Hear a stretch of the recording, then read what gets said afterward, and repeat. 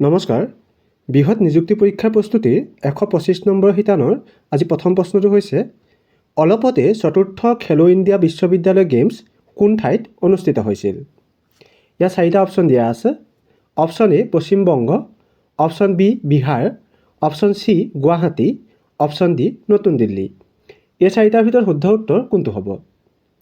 শুদ্ধ উত্তৰটো হৈছে অপচন সি গুৱাহাটী অলপতে গুৱাহাটীত চতুৰ্থ খেলো ইণ্ডিয়া বিশ্ববিদ্যালয় গেমছ অনুষ্ঠিত হৈছিল তলৰ কোনগৰাকী কবি তথা কীৰ্তি শিক্ষয়িত্ৰীয়ে 2024 বৰ্ষৰ 25 জানুৱাৰীত মাইকেল মধুসূদন একাডেমী বঁটা লাভ কৰে ইয়াতে চাৰিটা অপচন দিয়া আছে option A Hemprabha Chutia option B Wahida Taj Begum option C Sanjukta Borgohain আৰু অপচন ডি দিয়া আছে সুৰঞ্জনা দত্ত এই চাৰিটা অপচনৰ ভিতৰত শুদ্ধ উত্তৰ কোনটো হ'ব শুদ্ধ উত্তৰটো হৈছে অপচন বি ৱাহিদা তাজ বেগম ৱাহিদা তাজ বেগমে 2024 বৰ্ষৰ 25 জানুৱাৰীত মাইকেল মধুসূদন একাডেমী বঁটা লাভ কৰে ভাৰতীয় মহাকাশ গৱেষণা সংস্থাই অচিৰেই মহাকাশলৈ প্ৰেৰণ কৰিব লগা মানৱাকৃতিৰ ৰবটটোৰ নাম কি ইয়াতে চাৰিটা অপচন দিয়া আছে অপচন এ মহামিত্ৰ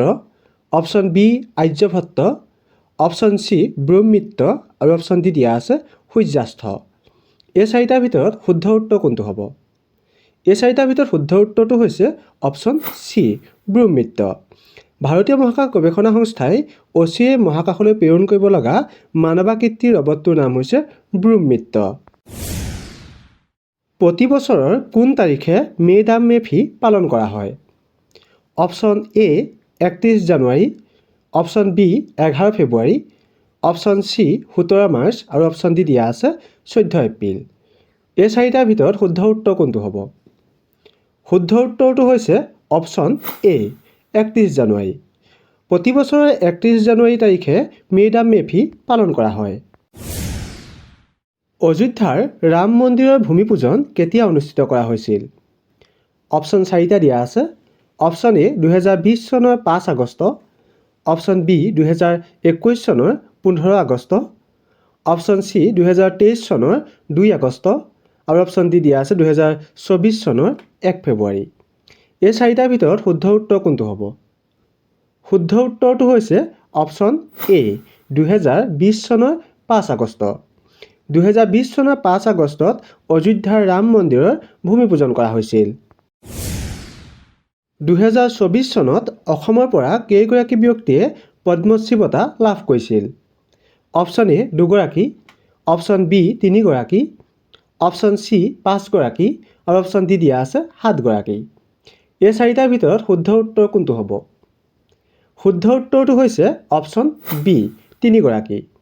2024 চনত অসমৰ পৰা 3 গৰাকী ব্যক্তিয়ে পদ্মশ্ৰী বঁটা লাভ কৰিছিল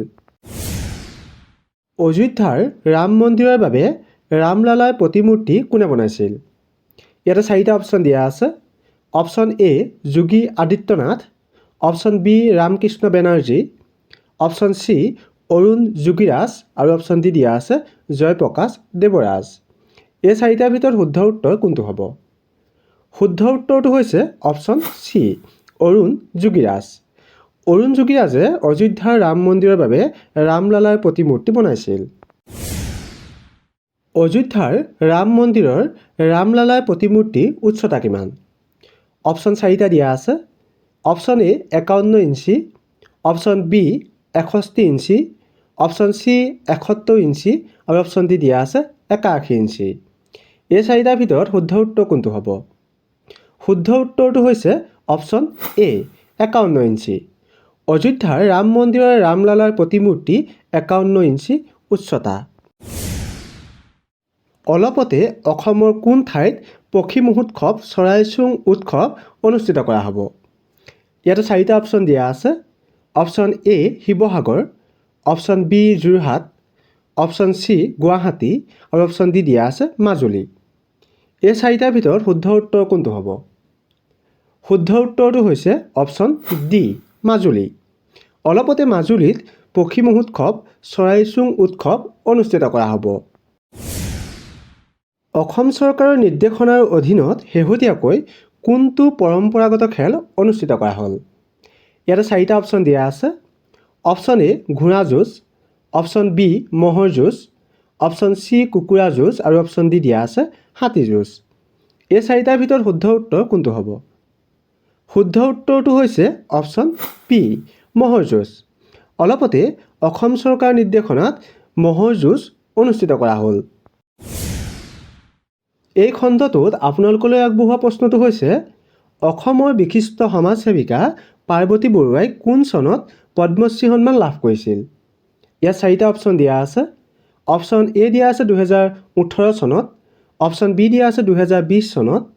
অপশ্যন চি দিয়া আছে 2022 চনত আৰু অপশ্যন ডি দিয়া আছে 2024 চনত। এই চাৰিটাৰ ভিতৰত শুদ্ধ উত্তৰ কোনটো হ'ব আপোনালোকে কমেণ্ট কৰি জনাব। আৰু যিসকলে ভিডিঅ'টো চাই ভাল লাগিলে আগলৈ শ্বেয়াৰ কৰি দিব। ধন্যবাদ।